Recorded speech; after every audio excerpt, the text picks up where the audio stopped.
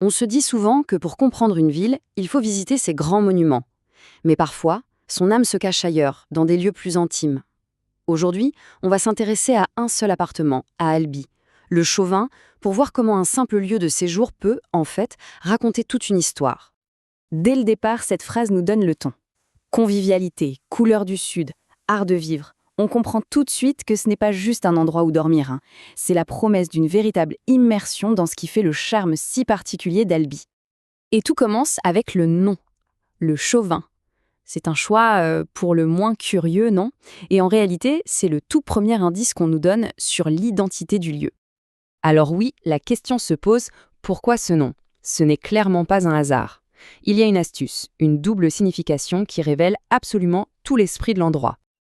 Et voilà la réponse. C'est un jeu de mots, tout simplement. Le Chauvin, ça sonne exactement comme chauvin. Il fallait y penser.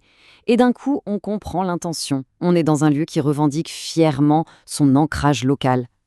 Et cette fierté, elle n'est pas juste dans le nom, c'est une vraie mission. Célébrer Albi, mettre en avant ses artistes, c'est vraiment le cœur du projet. Ok, c'est bien beau de le dire, mais concrètement, comment ça se traduit? Comment cet amour pour l'art prend-il vie à l'intérieur même de l'appartement?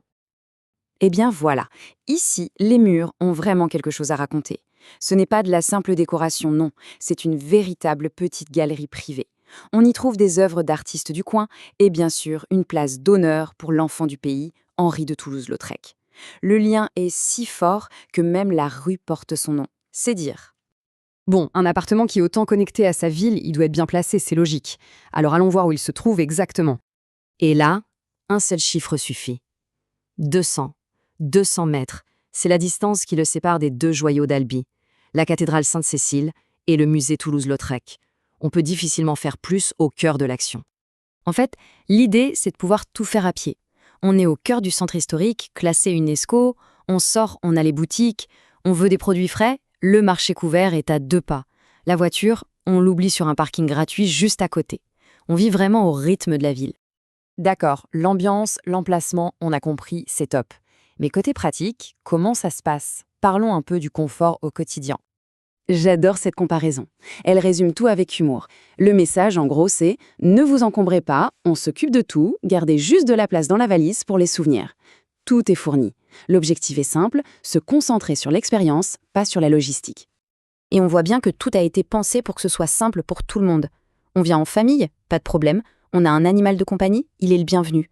On arrive un peu tard, l'arrivée est autonome. Bref, c'est flexible et sans prise de tête. Alors, sur le papier, la promesse est vraiment belle.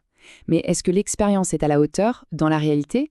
Pour le savoir, le plus simple, c'est de regarder les chiffres et les avis des gens qui y sont allés. Regardez-moi ce chiffre. 4,93 sur 5. Et ce n'est pas sur 10 avis, mais sur plus de 300. C'est juste énorme. Ça montre une satisfaction qui est non seulement exceptionnelle, mais aussi constante dans le temps. Et si on regarde la répartition, c'est encore plus parlant. 93% des visiteurs ont donné la note maximale, 5 étoiles. Ce n'est plus de la satisfaction à ce niveau, c'est un véritable plébiscite. Et si on creuse un peu, on voit où l'excellence se trouve. 2 catégories obtiennent un score parfait de 5 sur 5. L'emplacement et la communication. Ça confirme exactement ce qu'on a vu, une localisation idéale et un autre incroyablement réactif. Bien sûr, ces notes parfaites ne sortent pas de nulle part. Derrière, il y a Philippe, l'hôte, qui est super host depuis 8 ans, avec une réactivité quasi instantanée. C'est ça, la garantie d'un service de qualité. Au final, toute cette histoire du Chauvin 1 nous amène à une question intéressante. Est-ce qu'un logement, c'est juste un toit au-dessus de la tête?